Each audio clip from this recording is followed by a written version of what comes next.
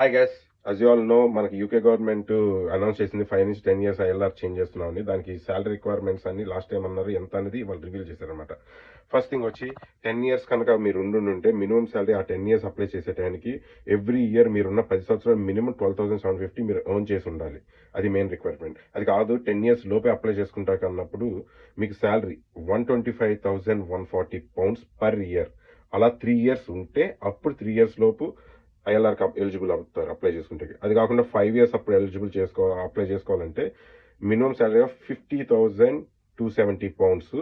అది last 3 years లో ఉంటే సరిపోతుంది. అంటే మీరు ఇప్పుడు శాలరీ వచ్చి మీరు స్కిల్ వర్క్ వీసా 38,000 శాలరీతో స్టార్ట్ చేసినా మీకు విత్ ఇన్ 2 ఇయర్స్ లో మీ శాలరీ హైక్ వచ్చి 50,270 వెళ్తే 3 ఇయర్స్ తర్వాత మీరు అప్లై చేసుకుంటే ఎలిజిబుల్ అవుతారు.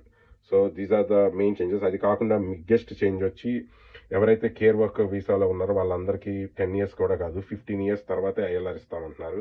కేర్ వర్కర్ లో శాలరీ థ్రెషోల్డ్ ఉన్న వాళ్ళకి ఇట్స్ ఎ బిగ్ బ్లో. ఇవన్నీ మనకి ఫిబ్రవరిలో కన్సల్టేషన్ అయిపోయాక కన్ఫర్మ్ చేస్తారు. ఎప్పటి నుంచి అన్నది తెలియదు. నార్మల్గా ఈ రూల్స్ అన్ని ఏప్రిల్ నుంచి ఎలిజిబుల్ అవుతాయి. ఇప్పుడు దాకా ఎవరైతే ఆ టైంకి ఎలిజిబుల్ ఐఎల్ఆర్ అప్లై చేసుకుంటే ఎలిజిబుల్ కారో వాళ్ళందరికీ ఈ రూల్స్ అప్లై అవుతాయని మాత్రం క్లియర్గా చెప్పారు. డూ ఫాలో అవ్వండి. ఏమైనా అప్డేట్ వస్తే చెప్తాను క్లియర్గా. Until then bye by.